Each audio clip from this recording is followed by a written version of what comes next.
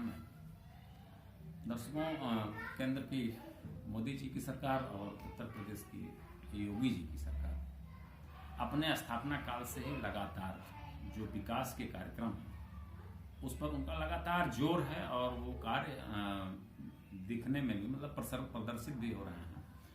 और जो समाज का अंतिम पायदान का जो व्यक्ति है, जैसे दीनदयाल जी कहा करते थे, अंत्योदय की जो कल्पना थी उनकी, उस दिशा में सरकारें लगातार कार्य कर रही हैं। इसी विकास कार्यक्रमों पर ही आज हम अपना कार्यक्रम प्रस्तुत कर रहे हैं और हमारे साथ हैं राज्य महिला आयोग उत्तर प्रदेश की उपाध्यक्ष श्रीमती अंजू चौधरी जी, जिनसे हम इस पर बातचीत करेंगे और आप तक बेहतर जानकारी उपलब्ध कराने का प्रयास करेंगे। चौधरी जी, सबसे पहले आपका स्वागत है। मैडम, जैसे हमने बताया कि सरकारें लगातार अपना जो विकास कार्यक्रम है वो कर रही हैं। केंद्र की जो योजनाएं पहले जब प्रदेश में अलग अलग सरकारें हुआ करती थी तो बड़ी दिक्कत हुआ करती थी। आज केंद्र में भी आपकी सरकार है और राज्य में भी योगी आदित्यनाथ जी की सरकार है। तो योगी जी का जो कार्य है वो किस तरह से आप देखती हैं? जैसे 4 साल पूरा होने जा रहा है, तो इन 4 वर्षों में योगी जी ने कितना जो है आम जनमानस के लिए जो संतृप्त करने की बात होती है, किस तरह से उनकी योजनाओं ने संतृप्त किया है? क्या कहेंगे? मैं सबसे ज़्यादा तो बहुत हम लोग गौरवान्वित महसूस करते हैं कि हमारे गोरखपुर के योगी जी सीएम बन गए हैं और उनका प्राथमिकता उनकी जो रही है वो रही है महिला सुरक्षा और लड़कियों का उत्थान और बेटी बचाओ बेटी पढ़ाओ पर बहुत ही ज़्यादा उन्होंने वो दिया, ध्यान दिया है।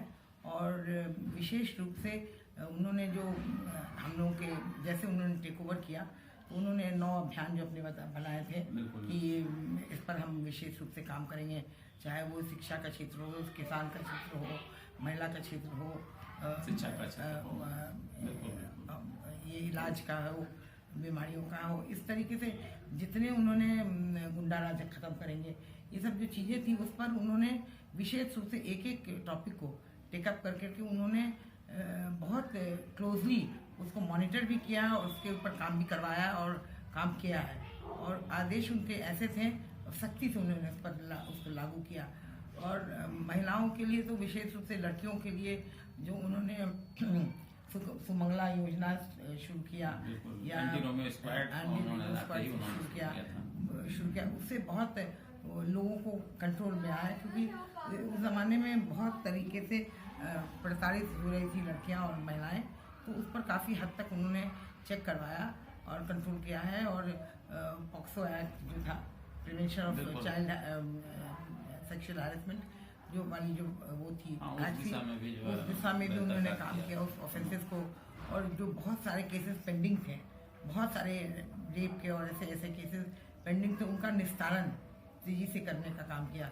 उसके बाद फोरेंसिक लैब्स में जो केसेस जाती थी उनको बहुत समय लगाते थे लोग, तो उसको उन्होंने सख्ती से कहा कि जल्द से जल्द उसको फोरेंसिक लैब और खोल करके जल्द से जल्द वो किया जाए। महिलाओं के लिए हेल्पलाइंस बनाए हैं, हर थाने पर हेल्पलाइन, महिला हेल्पलाइन बना हुआ है, ताकि कोई महिला जाकर के अपनी बात उस महिला से आराम से कह सके, उसको कोई दिक्कत ना हो अपनी महिला से बात एक्सप्रेस करने का। और इस तरह से महिला कांस्टेबल भी बहुत उन्होंने नंबर बढ़ाया है। और मैं जहाँ भी जाती हूँ वहाँ देखती हूँ कि महिला थाना जो है वो काफ़ी एक्टिवली काम कर रहा है। और हम उस पर हम अभी बात करते हैं। हम जो पहला संकल्प था सरकार का, योगी जी का, कि कृषि विकास का बनाया था, तो किसानों की प्रगति की दिशा में केंद्र सरकार भी लगातार कार्य कर रही थी। किसानों की आमदनी दोगुना करने का लगातार प्रयास सरकार का चल रहा है और 2022 टारगेट दिया सरकार ने कि आमदनी दोगुना कर देंगे। इस दिशा में किस तरह से आपकी योगी आदित्यनाथ जी की सरकार कार्य कर रही है? हम देखिए, किसानों का जहाँ तक ये सवाल है, बिजली से मैं शुरू करूँगी, क्योंकि बिजली जो है इसकी बहुत तकलीफ थी ऑल ओवर, चाहे ग्रामीण क्षेत्र हो चाहे शहरी क्षेत्र हो। लेकिन अब देखिए, शहर में तो 24 घंटा में, ग्रामीण क्षेत्रों में उन्होंने कहा था 18 घंटा, लेकिन 24 घंटा बिजली रह रही। तो डीजल का यूज किसानों का कम हो गया है और वो जो अपने पानी सींचने का काम, सिंचाई का काम करते हैं, उनका पंपिंग वो जो होता है मशीन होता है, वो बिजली से ही चला रहे हैं। उसके बाद उन्होंने सोलर सोलर इलेक्ट्रिसिटी का उसका भी प्राविधान किसानों को बहुत सस्ते में मुहैया कराया है, ताकि वो लोग यूज़ कर सकें। फर्टिलाइज़र का जहाँ तक ये सवाल था, इजीली अवेलेबल, कहीं कोई दिक्कत नहीं जा रहा, कोई लाइन नहीं लगाना है, वो आसानी से मिल जाता था। तो किसान एज सच बिल्कुल संतुष्ट हैं कि उनको किसी तरीके से कोई कमी नहीं रही, और फसल को भी उनको बेचने में भी या गन्ना का पैसा मिलने में, जैसे पहले कई वर्षों तक गन्ना काफी पेमेंट नहीं होता था, क्योंकि मैं खुद किसान की वाइफ हूँ, मैं जानती हूँ कि क्या होता था। लेकिन आज मुझे इस बात की प्रसन्नता है कि कभी भी हम लोग के जो मैनेजर देखभाल करते हैं गांव में, उन लोग कोई इस तरह की शिकायत नहीं होती है, बाबू ये भी मिल गया, वो भी हो गया, ऐसा हो गया। तो ये बहुत दे आर फुली सेटिस्फाइड कि सरकार ने जो योजनाएं बनाई हैं उसको क्रियान्वित किया है। गोरखपुर में फर्टिलाइजर कारखाना बंदी को लेकर तमाम सारे आंदोलन चलते रहे। योगी जी जब सांसद थे तो उन्होंने भी तमाम सारे जो है आंदोलन इस पे किए। आप लोगों ने भी लगातार जो है योगी जी के मुख्यमंत्री बनने के पहले ही जो है मोदी जी ने इसको जो है एक स्वरूप दे दिया, और आज तो अखबारों में मिला है पढ़ने को कि जुलाई में प्रधानमंत्री जी इसका जो विधिवत उद्घाटन कर देंगे। तो ये जो फर्टिलाइजर कारखाना है, इससे किसानों के चेहरे की चमक किस तरह से आप देखते हैं? बहुत संतुष्ट है कि फर्टिलाइज़र तो इजीली अवेलेबल था ही, और इजीली हो जाएगा और सस्ते दामों में मिलेगा, और साथ ही साथ बहुत लोगों को रोजगार भी मिल जाएगा। जो किसान के बच्चे मोस्ट ऑफ देम, क्योंकि एक खेत में एक किसान खुद काम करेगा, उसका बच्चा भी उसी में रहे, वो चाहता है उसको पढ़ा लिखा के कहीं अच्छे रोजगार में लगाएं, अच्छे नौकरी में लगाएं। तो ये fertiliser will be a big boon, एक बहुत बड़ा एसेट हमारा से गोरखपुर को मिल रहा है। और इसके अलावा कई शुगर मिल भी उन्होंने खोले हैं, जो कि जो बंद थे, हाँ वो सब जो बंद थे उनको खोला, और वो चल रहे हैं, बहुत अच्छे से चल रहे हैं। तो किसान को किसी तरह का अपना सप्लाई करने में या पेमेंट मिलने में कोई ऐसी परेशानी नहीं हो रही है। मैडम, जो संकल्प था, दूसरा संकल्प था कि न गुंडा राज न भ्रष्टाचार, तो सबसे बड़ी लैंड ऑर्डर की जो समस्या थी पूरे प्रदेश में, महिलाओं के लिए घर से बाहर निकलना बड़ा मुश्किल समझा जाता था। तो योगी जी ने आते ही जैसे एंटी रोमियो स्क्वाड की व्यवस्था उन्होंने कर दिया, एंटी भूमाफिया टास्क फोर्स बना दिया। अभी बहुत जल्दी आपकी सरकार ने 144 नए थाने बनाए, 556 चौकियां बनाई, हर जिले में साइबर थाने की स्थापना की गई।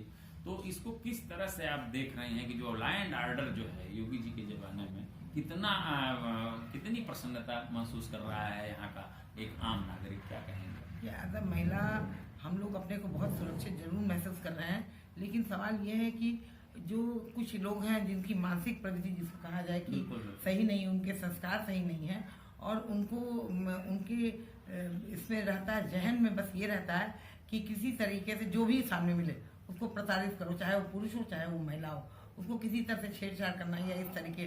तो ऐसे प्रवृत्ति और ऐसे संक्रमित विचार वाले लोगों को सही करना बहुत जरूरी था। इसलिए जब एंटी स्क्वाड चला तो इस तरीके के जो लोग घूमते फिरते कुछ उल्टे सीधे काम करते थे, उनको डंडा मार मार के पुलिस ने काफ़ी को अंदर किया था, और वो बहुत अच्छा चल रहा था। लेकिन बीच में लोगों ने उसको ऊपर ऑब्जेक्ट करना शुरू किया, तो जिसकी वजह से इट्स स्लो डाउन। लेकिन उसके बाद भी फ्लाइंग स्क्वाड इत्यादि हर जगह रहता था कि, और इतने सारे हेल्पलाइन बना दिए गए हैं कि कभी भी कोई लड़की या कोई महिला या कोई परिवार या कोई बच्चा किसी परेशानी में हो तो हेल्पलाइन को फ़ोन करके वो तुरंत उसके लिए वो हेल्पलाइन वाले लोग आ जाते हैं और आपकी मदद करते हैं। तो इसके अलावा जो अलग इतने चौकी और थाने खोल दिए गए हैं, तो हर थोड़े कदम पर कुछ कदम पर इन लोगों की गश्ती चलती रहती है, देखते रहते हैं कि कहाँ क्या हो रहा है, और इस तरीके से सुरक्षा का काफ़ी हद तक वो किया गया है। लेकिन ड्यूरिंग द लॉकडाउन और कुछ लोग ऐसे थे जो को कुछ बहुत ही गलत किस्म से लड़कियों को साथ दुष्कर्म करके जला दिया, कहीं कुछ किया, तो ऐसे में आदमी हेल्पलेस हो जाता है कि कहीं जहर पिला दिया। तो इस तरीके का जो बातें हो रही हैं, कुल मिलाकर के सरकार का जो प्रयास है, देखिए अपराधी जो है वो अपराधी ही रहेगा, वो अपराधी है, उसको सरकार से मतलब नहीं है। लेकिन अपराधी अपराध करने के बाद अगर तुरंत जो है कानून किसी के पीछे में आता है तो ये प्रशासन की? ये हम लोगों का भी ये सरकार से यही अनुरोध है कि जल्द से जल्द इसका निस्तारण करें। और आपने देखा होगा कई केसेस में उन्होंने एक हफ्ते के अंदर जो अपराधी है उसको उठा करके जेल में बंद कर दिया है, और या उसके साथ जो भी कार्रवाई किया है, माफियाओं के साथ कार्रवाई पूरा किया है। बिल्कुल। जितने हो सकते हैं पूरा पुल डाउन कर दिया, पूरी की पूरी उनकी बिल्डिंग्स पुल डाउन कर दिया है। तो उन्होंने एक्शन लिया है, और एक्शन, लेकिन सवाल ये है कि जहाँ हजारों इस तरीके के लोग हों वहाँ पर आप कितनों करिएगा तो आपको कुछ समय और कुछ ऐसे लोग बच भी जाएंगे जो कि जिसको बाहुबली जिसको कहते हैं, और वो थोड़े दिन बाद फिर वही करेंगे, बिकॉज एक आदतन जिनका जो हो जाता है, मतलब उनकी कमर तोड़ने पर तो लगे हैं। क्राइम वाले क्रिमिनल्स होते हैं, उनको आप जिंदगी भर बंद कर दीजिए, बाहर निकलेंगे फिर वही क्राइम करेंगे, तो ये मुश्किल है। जबकि साइबर क्राइम भी बहुत हो रहा है, इसमें भी बहुत बढ़ोतरी हुई है, जो ये इंटरनेट के द्वारा और व्हाट्सएप के द्वारा जो फेसबुक के द्वारा लोग प्रोफाइल जान लेते हैं, उसके बाद उस लड़की से संपर्क करते हैं, लड़कियां से कन्विंस हो जाती हैं, और नाम कुछ होता है बताते कुछ हैं, और रिलीजन भी बदल लेते हैं, उससे शादी कर लेते हैं, लेके भागा लेते हैं, फिर उसके साथ दुष्कर्म के बाद उसको छोड़ देते हैं। तो इस तरह का क्राइम बहुत हो रहा है। तो साइबर सेल भी तो इसके लिए तो साइबर हर प्रत्येक जिले में थाने खोले गए हैं, मतलब, लेकिन इसमें स्वतः जो है इसमें जागरूक होने की जरूरत है। हम लोग यही कर रहे हैं। अब हम लोग जहाँ भी जाते हैं हम लोग साइबर क्राइम के बारे में जरूर बताते हैं, खास करके ये लड़कियों के स्कूल कॉलेजेस में जब जाते हूँ तो पूरा डिटेल उसमें बताती हूँ कि क्या क्या हो सकता है और क्या आपको करना है। क्योंकि वो कहती हैं वो फ़ोन आ रहा था, वो नंबर जानती थी नहीं जानते थे, वो बात करते करते उसने बुला लिया तो मैं चली गई। अरे ये कोई बात में बात हुआ, आपको समझना चाहिए कि आपको क्या करना क्या नहीं करना। तो ये सब चीज़ें अभी यहाँ गोरखपुर की भगवती कॉलेज में मैं गई थी, तो वहाँ बहुत सारी लड़कियाँ, जब मैंने साइबर क्राइम के बारे में बातें शुरू की तो they have plenty of question also, और उनको बहुत अच्छा लगा कि बहुत सारी चीज़ों की जानकारी जो नहीं थी और वो क्या कर सकती हैं और कैसे इससे बच सकती हैं। तो ये सब जो मैंने बताया तो उससे बहुत उनको अच्छा लगा कि जानकारी मिली। अच्छा, राज्य महिला आयोग की आप उपाध्यक्ष हैं, तो आयोग इस दिशा में किस तरह से महिलाओं के उत्थान के लिए कार्य कर रहा है? क्या क्या व्यवस्थाएं हैं? किस तरह से कोई पीड़ित महिला आपसे संपर्क कर सकती है? किस तरह से उसके साथ कोई आपका सहयोग हो सकता है? क्या बताएंगे आप? अब देखिए, जहाँ भी हम लोग जाते हैं, हम लोग जितने मेंबर्स हैं सबको 3-3 डिस्ट्रिक्ट बांट दिया गया है, और फर्स्ट वेडनेसडे और लास्ट वेडनेसडे को वहाँ विजिट करती हैं और पूरा जन सुनवाई करने का है, और 3 दिन से नोटिस जाता रहता है कि फलां आ रही हैं, आपको जो भी समस्या हो उसका निस्तारण करेंगे। तो और हम लोगों को पूरा उत्तर प्रदेश दिया हुआ है, तो पूरे जगह अभी तक लगभग 34 जिला मैंने विजिट किया है, और शहरों में ही गई थी। अब हम लोग ग्रामीण क्षेत्र में जाएंगे, और वहाँ ग्रामीण क्षेत्र में 5-6 जगह मैं जा चुकी हूँ। अभी उन्नाव के ग्रामीण क्षेत्र में भी मैं गई थी, और इससे पहले रामपुर के ग्रामीण क्षेत्र में गई थी। तो वहाँ पर जो हमारी समूह है और जो हमारी आशा वाली हैं और हमारी ग्रामीण क्षेत्र की जो महिलाएं हैं, प्रधान से लेकर सबको बुला करके उनको एक एक चीज़ समझाया है सरकार की योजना की, कैसे वो अपने को सुरक्षित रख सकती हैं और क्या क्या लाभ उठा सकती हैं सरकार से। जो जो योजनाएं हैं उन सब की उनको जानकारी विस्तृत रूप में दिया है।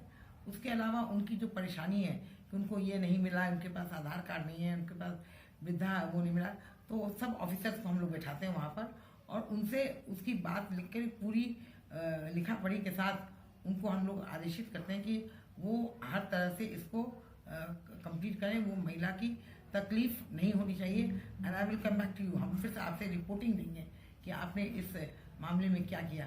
तो इस तरीके से उनका हम लोग मदद करते हैं, और मेरा फ़ोन हमेशा ऑन रहता है, कभी ऑफ नहीं होता है। मैंने अपने पीआरओ का भी फ़ोन नंबर लोगों को दे दिया है, ताकि दोनों फ़ोन पर कभी भी कोई मतलब कोई भी महिला कहीं, चाहे वो बिजनौर की हो, चाहे सहारनपुर की हो, चाहे वो देवरिया की हो, चाहे गोरखपुर की हो, वो अपनी पीड़ा कभी भी हम लोग को बता सकती है। इसके अलावा हमारे FM रेडियो पर भी महिला आयोग का जो व्हाट्सएप नंबर है, उसका जो एड्रेस है, वो सब दे दिया गया है, ताकि वो डायरेक्ट भी अगर चाहें तो वहाँ पर अपनी पीड़ा को रख सकती हैं।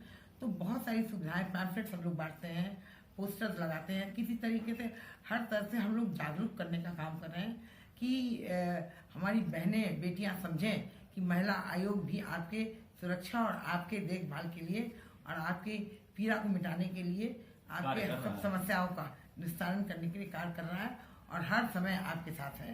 तो ये मैडम अभी उत्तर प्रदेश सरकार का जो कार्यक्रम अभी मिशन शक्ति जो है जी, ये महिलाओं के ही को जागरूक करने के लिए, उनको उनकी क्षमता को जो है प्रदर्शित करने के लिए ही सरकार ने कार्यक्रम जो है किया है। तो इस दिशा में जो है आप लोगों का क्या योगदान है, किस तरह से आप इस दिशा में? अब जहाँ भी हम लोग जाते हैं हम लोग इनकरेज करते हैं कि महिलाएं अपने आत्मसम्मान और अपने स्वाभिमान को सुरक्षित रखें, अपने को सुरक्षित रखें हर तरह से, और खुद जो भी काम करना है उस पर सरकार का जो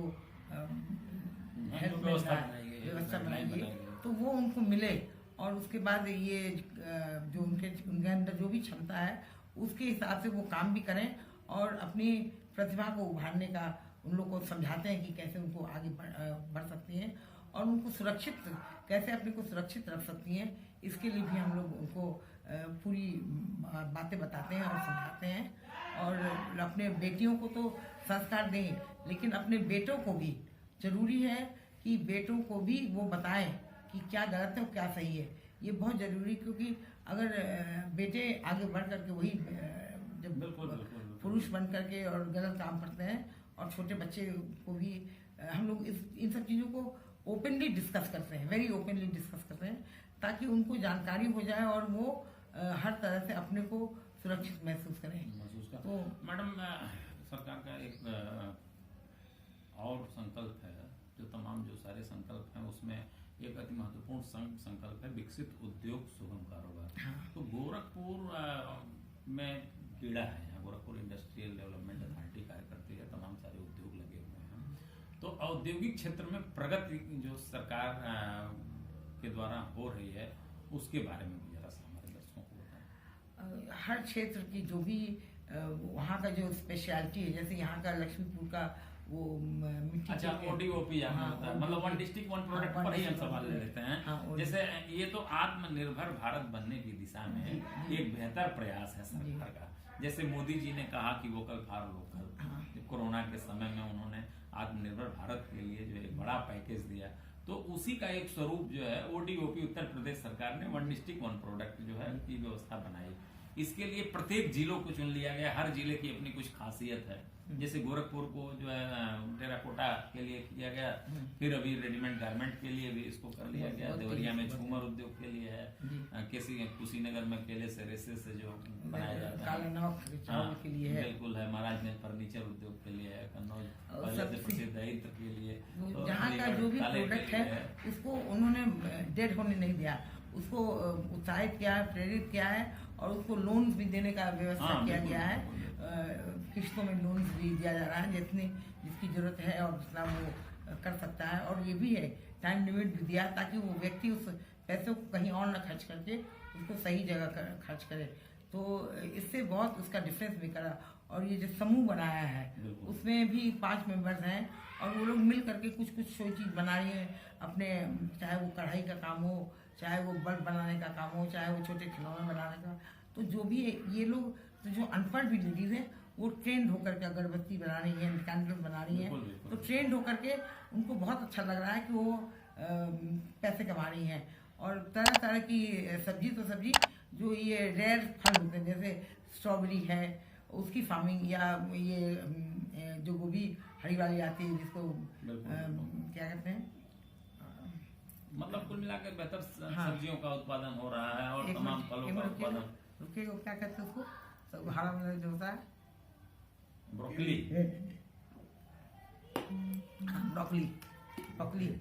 स्ट्रॉबेरी और ब्रोकली, इसका फार्मिंग बहुत तेजी से चल रहा है।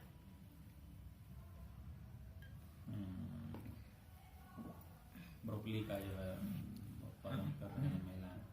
अच्छा मैडम, जो एक तो फिर से लीजिएगा, नहीं बोल दीजिए। हाँ, तो मुझे प्रसन्नता है कि योगी सर जी ने ब्रोकली ऐसी रेयर गोभी जो होती है वो उसको उत्पादन के लिए, या स्ट्रॉबेरी, या ये चाइना के कई तरह के फल होते हैं जिसका कि ड्रैगन नाम के फल, इस तरीके के चीज़ों को उनका उत्पादन इतना ज़्यादा। गोरखपुर में भी अब स्ट्रॉबेरी का बहुत अच्छी खेती हो रही है, मशरूम की बहुत अच्छी खेती हो रही है, और तमाम वेजिटेबल्स और फलों की उत्पादन में सपोर्ट किया है और उसको बढ़ावा दिया है। तो इससे बहुत फ़र्क मेक कर रहा है। और जो होममेड इंडस्ट्रीज़ हैं, अचार का है, सॉस का है, इस तरीके की चीज़ों को भी प्रमोट किया स्मॉल स्केल में से ही, लेकिन वो लोग काम कर रही हैं और आत्मनिर्भर बन रही हैं और कुछ कमा रही हैं और शोल्डर टू शोल्डर अपने परिवार के लिए स्वावलंबन की दिशा में बेहतर कार्य हो रहा है।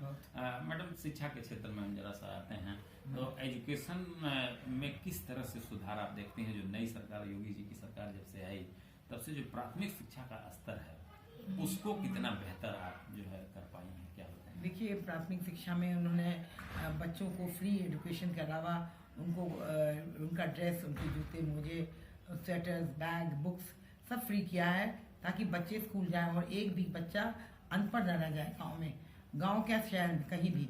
और इससे बहुत मेकर। और फिर मिड डे मील भी दिया है, और मैं 2-3 स्कूल्स में मिड डे मील भी मैंने जा करके खुद उनके साथ बैठ के खाया है, और काफ़ी उन्होंने मेनू बना करके रख दिया है। तो किसी तरीके से कोई भी आश्रम हो, वृद्धाश्रम हो, चाहे ये बच्चों के स्कूल हों, चाहे वो अनाथालय हो, इन सब जगहों में, या मेंटली रिटार्डेड वाला, उन्होंने बना करके दे दिया कि इस दिन को ये चीज़ें सर्व होंगी।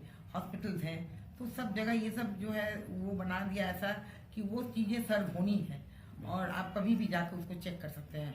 और बच्चों की पढ़ाई के लिए, विशेष करके बेटियों के लिए, उन्होंने बेटी के जन्म होते ही इस मंगला योजना जो किया है कि जन्म होते ही उनको 2000 रुपया दिया था, लेकिन वो उनका वो कम होना चाहिए, उनका आय, उनके जो भी मानक एक रखा है।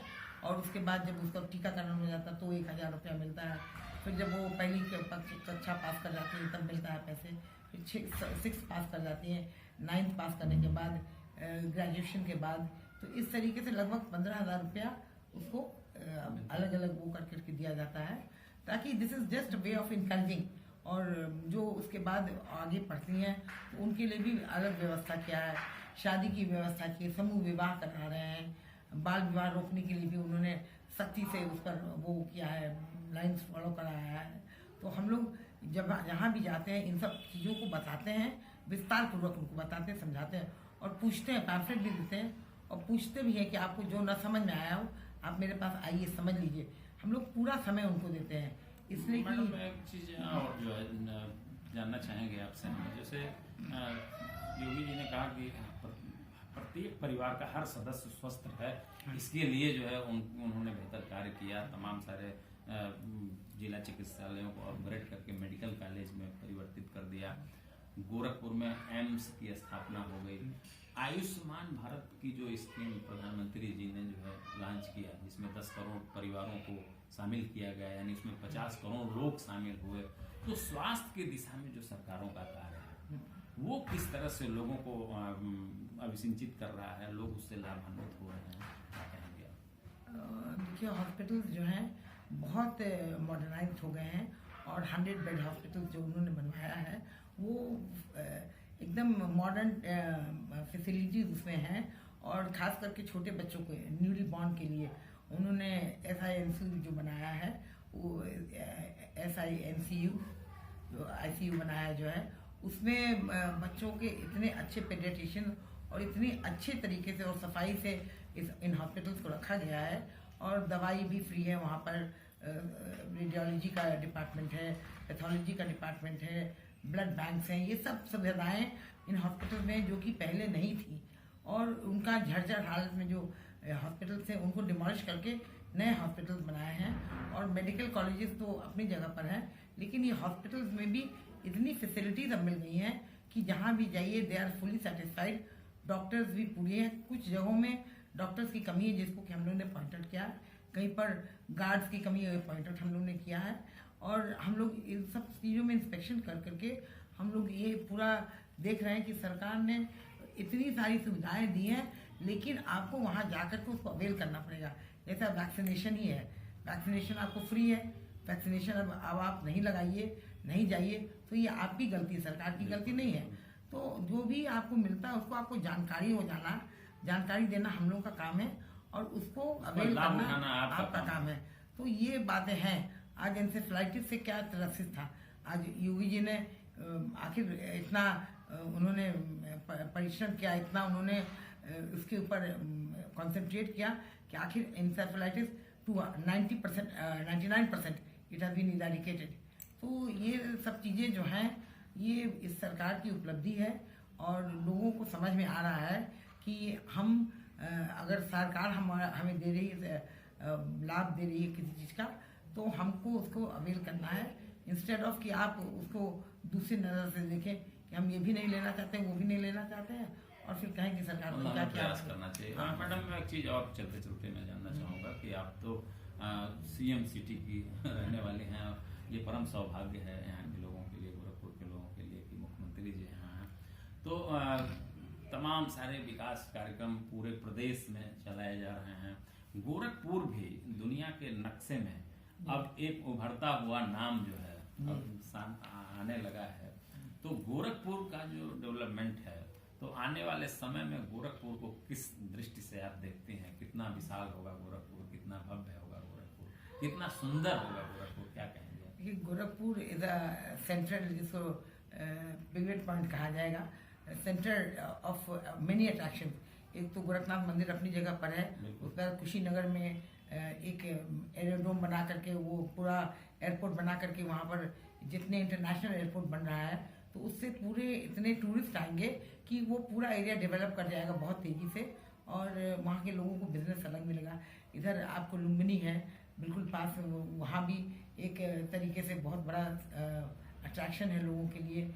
इधर हमारा बनारस बिल्कुल पास पड़ता है, और ये पूरा एरिया जो गोरखपुर का जो एरिया है, ये पूरे एरिया में डेवलपमेंट उन्होंने गोरखपुर में जैसे जू बना रहे हैं, चिड़ियाघर के अलावा उन्होंने ये स्पोर्ट्स का वो बना दिया, रामगढ़ताल को बहुत ही सुंदर बना दिया है। एक उसमें जो आपका वो चलता है वाटर फिल्म जो उसको कहते हैं, वो चलता है, और इस तरीके से इतने सुंदर उसको बना दिया है, वॉकिंग के लिए लोगों के लिए वो बना दिया है, पाथवेज बना दिया है, और जितने डेवलपमेंट हो सकता है, मॉल्स इत्यादि इतने सारे कम अप कर गए हैं। तो उन्होंने हर तरह से गोरखपुर को आज तक जहाँ की विकास नाम की चीज़ दिखाई नहीं देती थी, सुंदरीकरण के अलावा उन्होंने लोगों को क्या क्या लाभ, फर्टिलाइजर जैसे बना दिया फॉर एग्जांपल, ये सब चीज़ें जो उन्होंने बनवा दिया है, और हॉस्पिटल्स को बहुत बेहतर हो गई पहले से कंडीशन। तो ये सब चीज़ें करके के गोरखपुर एक सेंटर हो जाएगा ऑफ अट्रैक्शन, और specially it will become a place of tourism के लिए रोजगार भी इससे मिलेगा। और यहाँ से वो कबीर जी की स्थली भी मगहर, वो भी नज़दीक है। तो और जितने मंदिर हों या मस्जिद हों, ये जितने जो पुराने हेरिटेज जिसको कहते हैं जर्जर हालत में थे, उनका जीर्णोद्धार किया है। तो गोरखपुर और आसपास 4 लेन सड़कें हो गई।